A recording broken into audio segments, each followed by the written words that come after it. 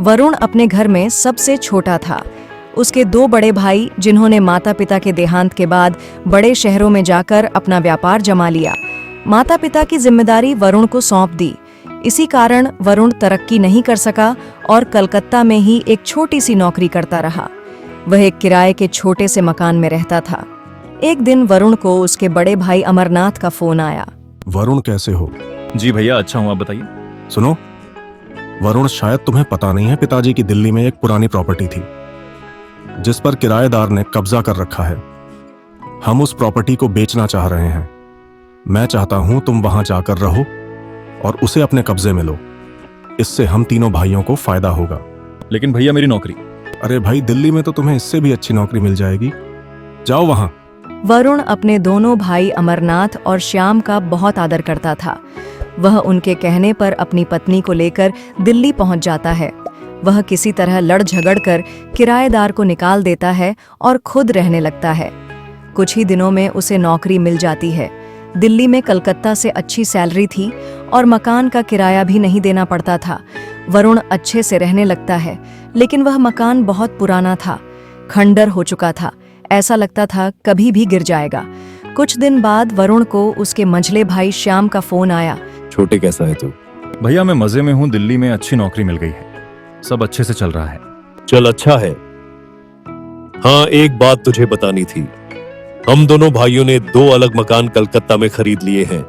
अब हम यहीं रहेंगे, यहीं रहकर कारोबार करेंगे। यह तो बहुत अच्छी खबर दी आपने। भैया, मैं तो कब से चाहता था आप दोनों वापस आ जाएं। हाँ, लेकिन अब तू बाहर चला गया। कोई बात नहीं भैया, कम से कम कोई तो है जो अपने शहर में रह रहा है। जब अमरनाथ को इस बात का पता लगा कि उनका भाई वरुण मकान में मजे से रह रहा है, तो उसने श्याम से बात की और दोनों मकान को बेचकर पैसा बनाने की तरकीब सोचने लगे। वरुण इस सब से बेखबर मजे से रह रहा था, लेकिन उसकी यह खुशी ज्यादा दिन टिक नहीं पाई। एक दिन मकान का कुछ हिस्सा गिर गया, जिसे मरम्मत कराने के लिए वरुण के पास पैसे नहीं थे। अमरनाथ और श्याम को जब यह बात पता लगी तो दोनों दिल्ली पहुंच गए। वरुण, यहाँ रहना खतरे से खाली नहीं है। मैं बात करता हूं, हम इसे बेच देते हैं। इससे तो तेरे हिस्से में पैसे आए, उससे कलकत्ता में मकान खरीद लेना। वरुण तैयार हो गया। वैसे वह कलकत्ता में अपने भाइयों के साथ रहना चाहता था। अमरनाथ और श्याम प्रॉपर्टी बेचने के लिए दलालों से मिलने लगे। वरुण इस सब से बेखबर अपनी नौकरी करता रहा। वैसे तो तीनों भाइयों में बहुत प्यार था, लेकिन वरुण बहुत सीधा था। इधर उसके दोनों भाई पैसे के मामले में बहुत चालाक थे। एक दिन उस मकान का सौदा हो गया। वरुण ने भी कागज साइन कर दिए। तीनों प्रॉपर्टी बेचकर कलकत्ता पहुंच गए। वहां पहुंचकर वरुण ने वही पुराना मकान, जो पहले किराए पर था, ले लिया। 2 दिन बाद दोनों भाइयों ने वरुण को बुलाया और कहा, ये ले वरुण, अपने हिस्से के पैसे।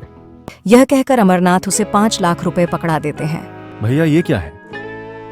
मुझे तो पता लगा था कि मकान 30 लाख का बिका है और मेरे हिस्से में 10 लाख आएंगे। यह सुनकर दोनों भाई सकपका जाते हैं। नहीं छोटे, किसी ने तुझे गलत बताया है। मकान 15 लाख का बिका है।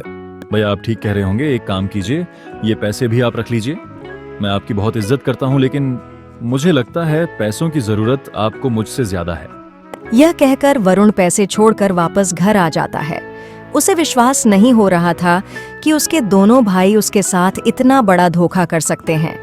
इधर अमरनाथ की पत्नी जानकी जी ने वरुण के जाने के बाद दोनों को आड़े हाथों लिया। आप लोगों को शर्म आनी चाहिए। अगर उस समय सास ससुर जी की जिम्मेदारी वरुण ने न उठाई होती तो आप ये लाखों रुपए कमा पाते। वो भी अपने माता पिता को छोड़कर पैसा कमाने जा सकता था। आज आप उसका हिस्सा मार रहे हैं। अपनी पत्नी की बात सुनकर अमरनाथ को बहुत पछतावा होता है। वो बेचारा आप दोनों का इतना आदर करता है कि चुपचाप चला गया, और कोई भाई होता तो आपको कचहरी में घसीटता। भैया, गलती तो हमसे हो गई। वो बेचारा किराए के मकान में रह रहा है और हमारे पास 2 बड़े मकान हैं। 1 महीने तक वरुण से उनकी कोई बातचीत नहीं होती।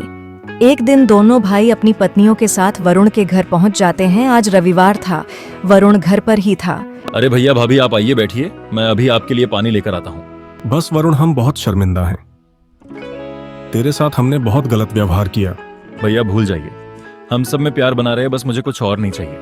ये ले वरुण, अपने मकान के कागज। हमने पूरे पैसे से तेरे लिए मकान खरीद लिया 30 लाख का। वरुण की आंखों से आंसू बह रहे थे। उसे देखकर अमरनाथ की आंखें भी नम हो गईं। वे उसी दिन वरुण का सामान नए घर में पहुंचा आए और उसकी नौकरी छुड़वाकर उसे अपने व्यापार में शामिल कर लिया।